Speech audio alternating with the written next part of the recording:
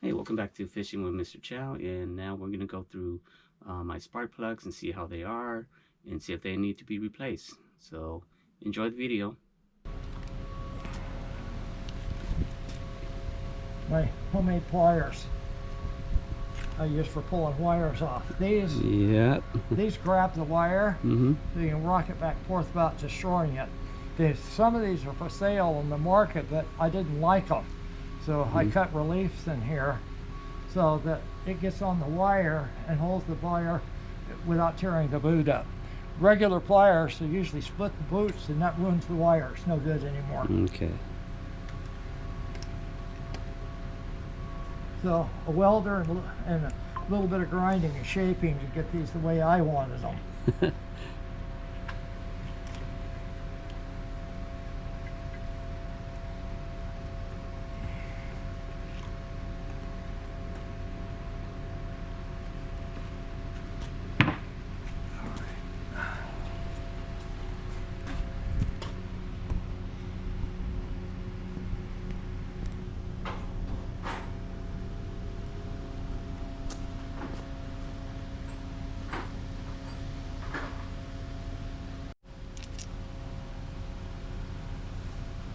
Have you been doing a lot of drafting?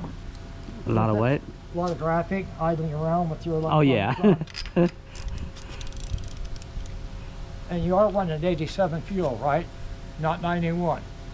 I'm running 87 and 89, depending. Stay with 87. Okay. Are you using the Techron or Quick Lean in it? Good. I use Costco gas or Chevron. Chevron's got the best fuel in the market, yeah, in my opinion. And Union right there with them. But when I see black deposits, I've seen a whole lot worse. If you do a lot of low speed running, like graphing, it'll cause the plugs to look like that. Okay.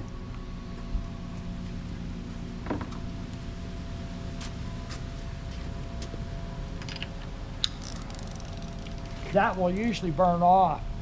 If you run at cruising speed of 4,500 to 5,000, that's where the motors run the cleanest. They'll lean the mixture out. They got good temperature, a lot of air velocity through it. It'll clean the plugs up, and they'll start turning back brown again. Okay. But idling, like we did here, will add to that too. That's when they run the dirtiest. This is idle and wide open. Okay.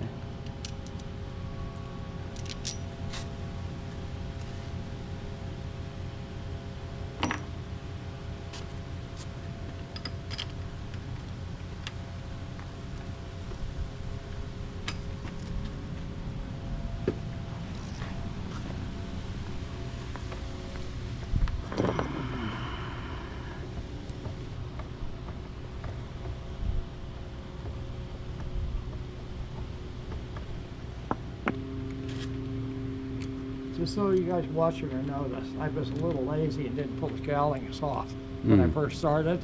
This is a whole lot easier to do if you pull the cowlings off and get them out of the way. Yeah. Absolutely must pull the cowlings on the 250 motor. 200s are not 3-liter motors. Don't even attempt to work on them without pulling the cowlings. Tight spots. That one looks a little bit darker. Okay. It's got, and I see this quite oftenly. The water comes in from the bottom of the motor, the cool water, hits that cylinder first. That's also why that cylinder is more prone to cold seizure. If everything's not warmed up good, the cold water hits it and contributes to cold seas.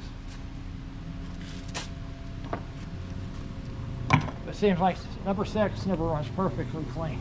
Oh, okay. All right. Pressure tester, battery charger. Sure, my plugs.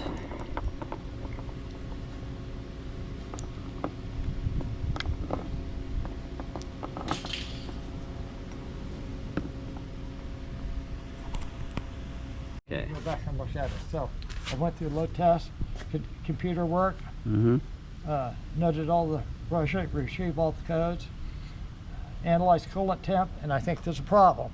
So we're going to pull those stats and test them in warm water, how fast they open and close, and exactly what temperature. Okay. I did not west test the coils. I'll do that Okay. after I put the spark plugs back in it. Okay. On it. I'll mist them all down. And the reason for wet test, you use a spray bottle, a mister, and you wet everything down with it running. And if you see arcing or you hear it start running badly, you got to replace where that leakage is. If it's a plug wire, because they can punch right through the side and follow the moisture. The wet water will make it show up. Where if it's dry, it won't arc, but as soon as you get moisture on it, it starts jumping the ground. Or coil leaks through the side. Spark comes to the, you're trying to identify those things before it become a more serious problem. So we will do that. Now, I'm going to screw new plugs in this thing just because. I just guys think spark plugs come gapped. They come gapped, just not the proper gap. Okay. And this really happens all the time, especially on this particular plug that's used in that motor, a 1ZRF6J plug. Yep. They come from the factory gapped 28 thousandths. If you buy the plugs from Mercury, you get the 6J-11 plugs. They supposedly have the proper gap of 42 thousandths. I found from experience they don't. Even if you buy the 11 plugs, you better check them. But more often than not, I'm always finding sometimes substantially off. And you don't use just any old, you don't use flat gauges, you use what we call a wire gauge. See the little wires coming out? Because of the design of the spark plugs, a flat gauge won't give you a true reading because you have a little bend or arc of things. So you put a gauge in there and it says 40 thousandths, and if you use a wire gauge, you find out it's 45 thousandths. So you use the wire gauges to test them. And it's very, very important. I don't think we can see this in a video. So you see that tiny tip, and inside here on the ground, you'll see a little tiny deposit of material. That's the precious metal that's critical. It makes these plugs work so good. And so you got to handle them carefully. You can't put something through here and force it through it. It's got to go through with absolutely no resistance.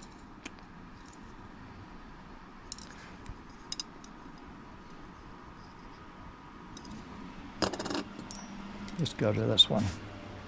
I have two sets of gauges because they both have different sizes in them on it. I took two sets to get all the sizes that I want. Okay, that one's a 28 thousandths. It probably will go through there,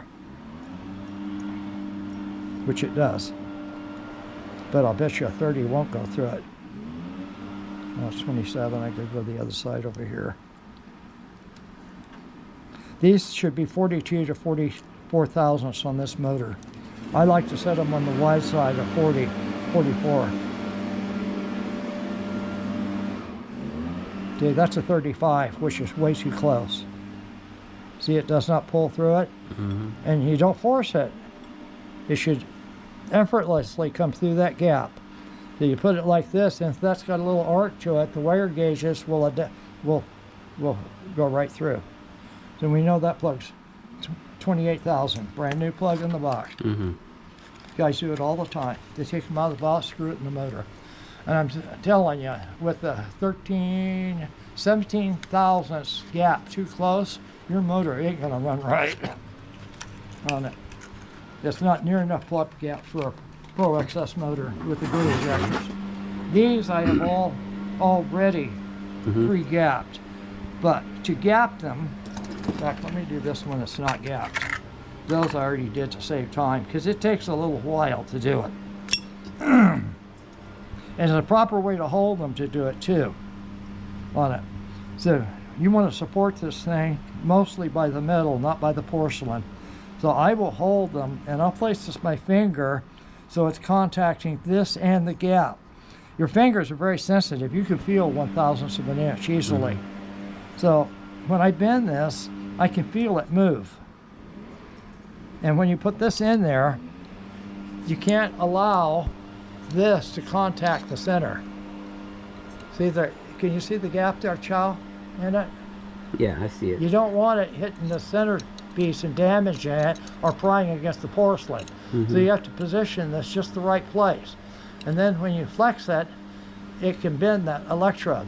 If I have my finger here, when I do this, I can feel kind of the springiness. It's not bending it, it's not changing it, it's the flexing it before it actually bends. But you can feel it when you do this a little bit, and you keep going a little more, a little more, a little more, and you'll feel it give just a little bit.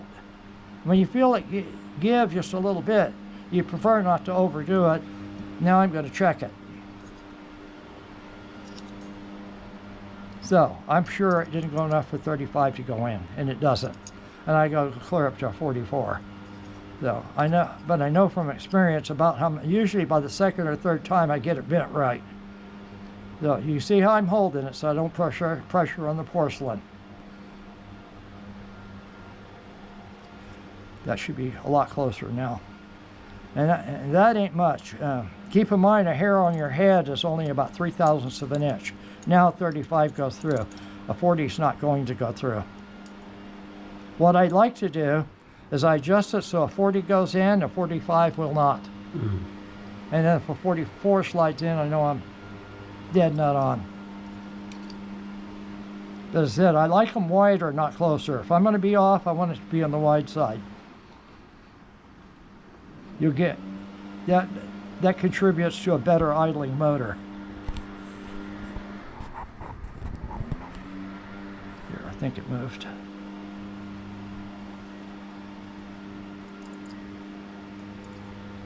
$40 is almost going in, not quite. Bit more, but I'm getting closer.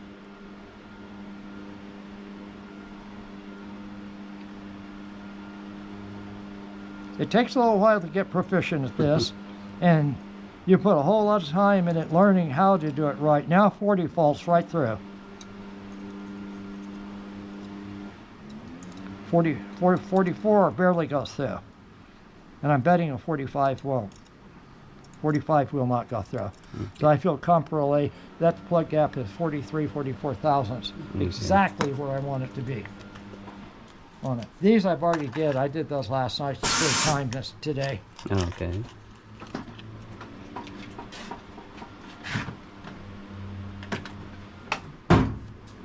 If you drop a plug, throw it away. Get a new one. If you drop it on the car, don't waste your time inspecting it or regapping it. Just throw it away and get a new plug. Okay. On it. There, that critical. You end up getting a hairline crack in here, and then the spark starts jumping down that crack. It forms a carbon trace, and then you got a misfire. It's not worth the grief. Material, glass like it's a porcelain. Oh, so, being so hard, it doesn't take much of a shock to crack them. Yet they're very durable to an inch and running. But guys have damaged them by holding this back here when they're bending them to gap them. And they can crack the porcelain seal in here, or actually crack the porcelain because they're putting so much pressure. That's why I stress holding that metal firmly holding that metal when you're bending it, and with the finger here and there to support. And that way you won't damage the plug when you're gapping it. Good to know. These little things, that's why I like doing this video. These little things are important. Just to start the plugs. This is a coil boot. You usually pick them up at part stores. I like them long, very flexible. They don't collapse. They really make starting the plug easy. You can use a piece of fuel hose. Just cut off the length so that it slides over the plug firmly, so it holds it. And it can change to the various angles to get it started. And they can start these plugs.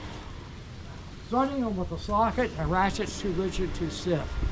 And it's too easy to damage the threads that are so delicate to sort. But this, kind of like the hose in my compressor tester, you can get it to flex until it starts.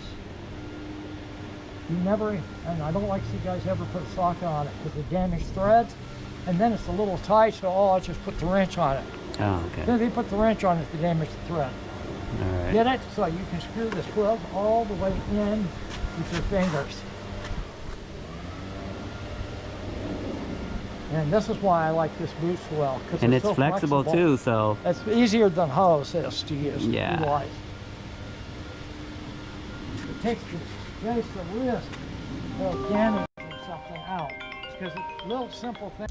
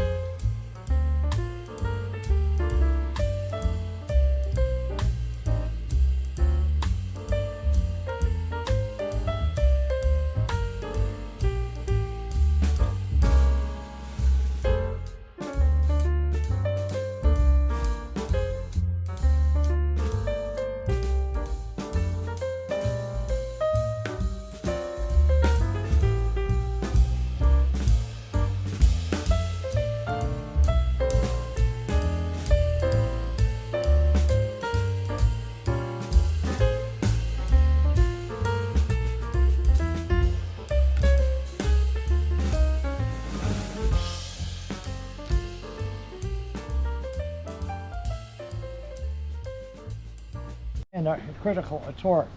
This porcelain that's in here in the spark plugs, the length of that porcelain actually is a big factor in what we call heat range of the spark plug. Usually the longer it is, the cooler it is. The shorter it is, the hotter it runs. Well, the heat gets absorbed in this housing and then goes out through the threads into the aluminum around it. If the threads are loose, it won't transfer the heat. As a result, the porcelain can get red hot. That red hot can ignite the fuel mixture before the spark happens. And that's how it can actually blow up a motor. People don't think about that. And the aluminum transfers heat faster, but it's very critical for expansion rates. So torque, I can't stress the torque wrench enough for most of the stuff on it. Guys don't realize how important it really is. Passenger car engines, not so much. They have the luxury of being able to put a lot more mass and a lot more strength in it. These motors have to be built light for a reason, and Mercury's done a hell of a good job at doing that. But the price we pay is more sensitive, and torque becomes way more sensitive than a cast iron block 4-stroke motor is. Okay. So you just go till it, you'll hear the torque wrench click when it's done. And I'll hit it about 3 times on the torque to make sure it's seated again, and do them all. Now, you'll notice some angle on this one. This is another reason cowling should have come off. This has changes things a little bit because of the angle. Okay. I will under torque slightly with this. So I know I'm doing this from experience. I shouldn't even be showing this in the video. Yeah. But I will go a little bit more. We can clip some stuff out. I'll go a little bit more to compensate that. Because guys that really know this see me doing this, and they're going to say, that's wrong. Yeah, you're right. It is. Technically, it's wrong. But when you've done it a long time, you know how to deal with it, too. So I go that little bit and a little bit more. About 2 or 3 pounds. That's about how much air there would be from that angle.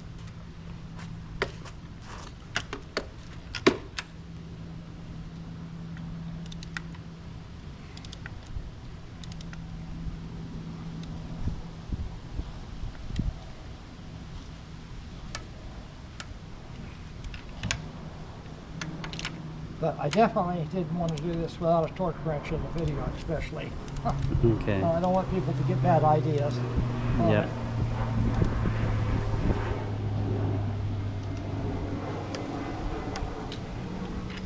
Now that one, I can't get enough angle with it. I have to use this one, the angle's even greater yet. All right.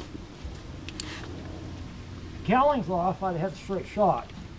I just didn't do that, and I don't want to interrupt your video work to do it now. Yeah, that's fine.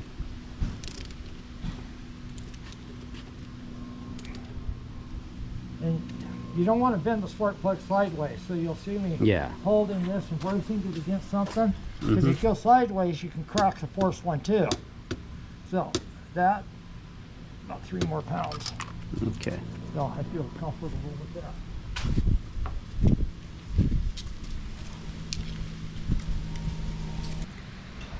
So all the spark plugs are been replaced. One important thing. To me, this is important. A lot of guys skip this step. But I think especially in a marine environment with a lot of water valve, you might get a water leak under the cowling. Yeah. Dielectric grease. Oh, okay. Dielectric grease is an insulator. It also helps slow down corrosion, oxidation. And I forgot to mention, make sure your spark plug tools are sanitary clean. If they got grease and oil in it, clean them. When you pull it off, that spark plug should be perfectly clean, brand new. I think no grease, no oil on it. I think we all do this. What we do is when we replace the spark plug, we just take it out, gap it, and toss it right in, and you know, and that's never it. Clean the spark. I clean my spark plug sockets regularly. Okay. I keep them clean, so you'll see there's nothing on those plugs, because all those things are potential carbon tracks. It becomes easier to follow that contaminants and dirt to ground and then jump across the gap. Yeah. Dielectric grease. I will put a really good shot of it right in the end here. It keeps the boot from sticking to the site. You destroy it.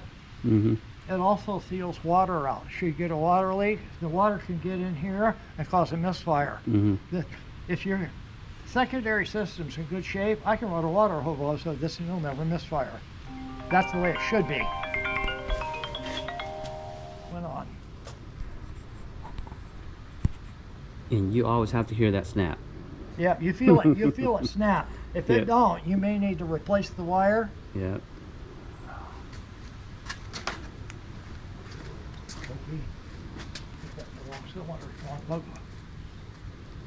There.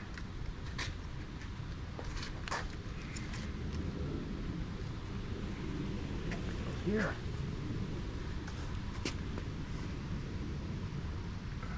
If you don't get it snap, it can be spread, the metal portion of it. Yeah. And it's at high risk of coming off later. There, I felt it. Yeah. If I don't feel it, I'm going to be trying to tighten it up. I'm going to be replacing the wire or wires. Because it makes me look bad. Somebody's out in the water and spark plug wire falls off after I've had the plugs out. But I'll rock them back and forth when I push firmly. I thought I felt that one click. It's good. Right over there.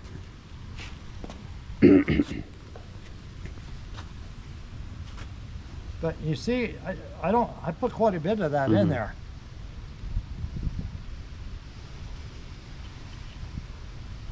I don't think most guys that replace it by themselves do that. Most guys don't, but some guys do. But they don't take the time to learn to do it right. They end up with running problems, and they don't know where to start to find it. And a lot of times they created the problem. You know, they were trying to prevent a problem, but they created one in the process.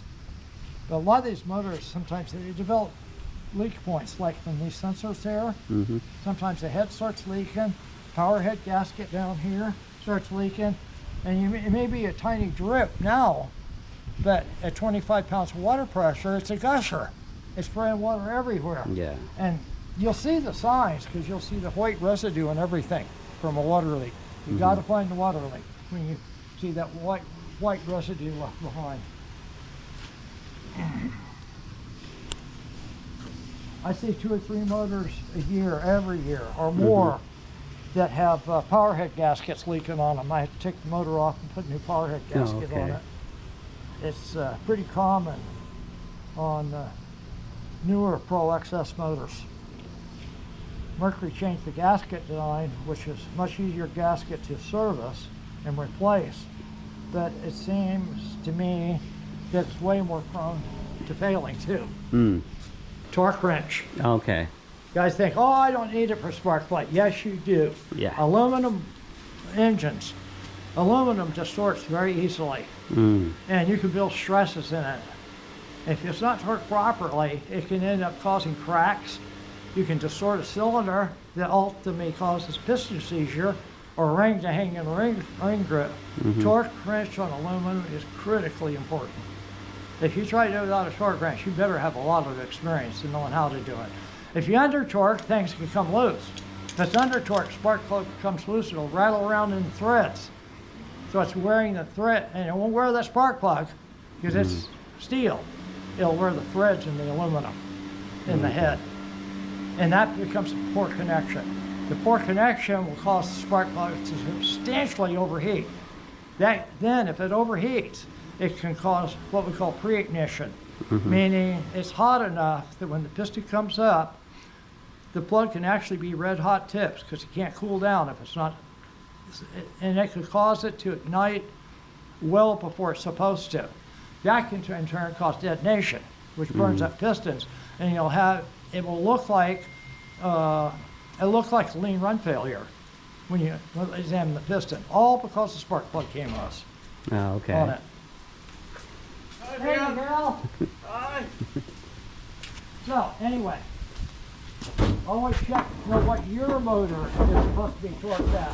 Okay. These new motors are only torquing 15 pounds of torque, but I know this motor is 20 pounds. And this one's a micrometer type torque wrench, so I can turn the handle until it's on 20 pounds, lock in place. When it clicks, I know the spark plug's properly tightened on it. If your torque wrenches are old, you should send them in and have them rechecked.